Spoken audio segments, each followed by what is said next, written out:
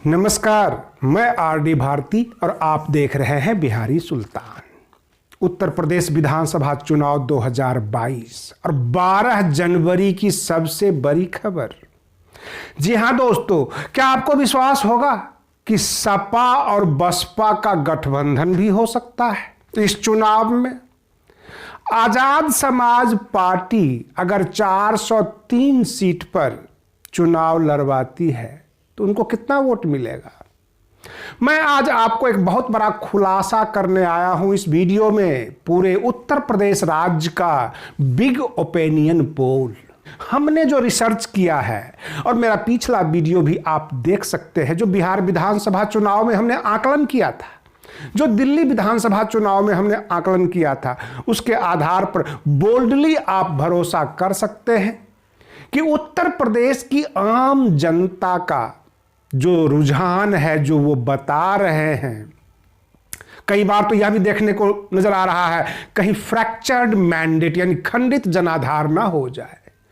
भाजपा वाले कहते हैं, उनके जो मीडिया कर्मी हैं, जो उनके आईटी सेल हैं, हमें 41% वोट मिल रहा है, लेकिन दावे के साथ कह सकता हूं ठोक के कि 30% से ज्यादा वोट भाजपा के पास नहीं है और 70% वागी हो चुकी है वहां की मतदाता। उत्तर प्रदेश की मतदाता मैं कह रहा हूं, सब भाजपा के खिलाफ ही बोल रहे हैं। तो क्या 70 के 70% सपा में जा रहे हैं, पोलराइज हो रहे हैं? यह भी कहा नहीं जा सकता।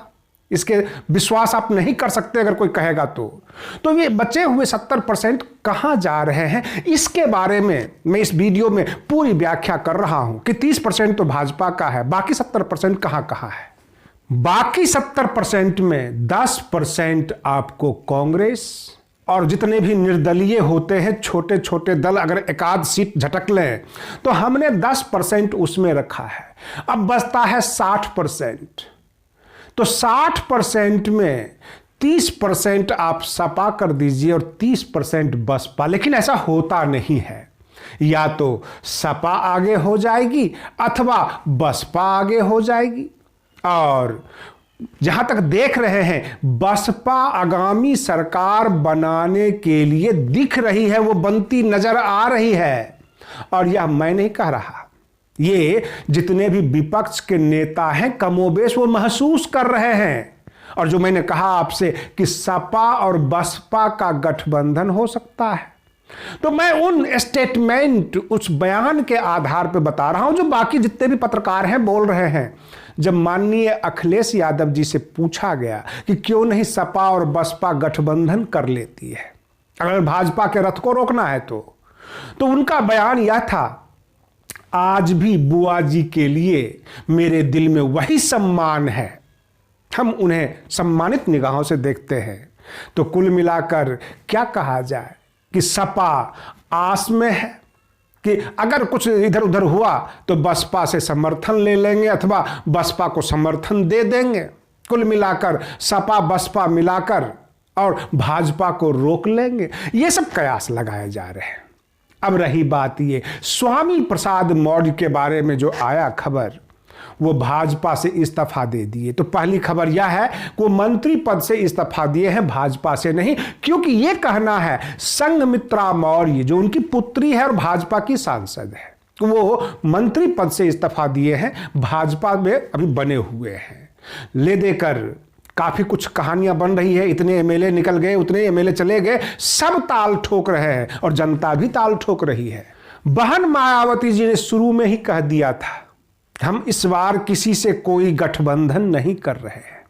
और उस आधार पर जो न्यूज बनती है, जो उनकी रैलियां होती है, गांव गांव जाते हैं, तो बसपा के कार्यकर्ता आज तक इसी बात पर कायम हैं कि बसपा कहीं से कोई गठबंधन नहीं कर रही है और गठबंधन हो भी नहीं रहा है, कोई भी ऐसी आधिकारिक सूचना नहीं है।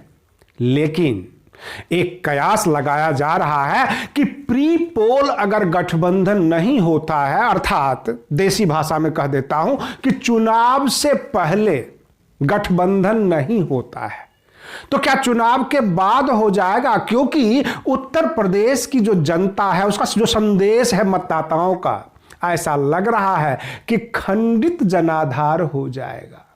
बसपा में भी वोट जा रहा है और दबा के वोट जा रहा है, सपा में भी वोट जा रहा है, भाजपा में भी वोट जा रहा है। लेकिन आप ये नहीं कह सकते कि 40 और 50% और 80% किसी एक दल में जा रहा है। ऐसा नहीं है। आप बने रहिए बिहारी सुल्तान चैनल पर। हम फिर मिलते हैं अगले वीडियो में। तब तक के लिए धन्यवाद।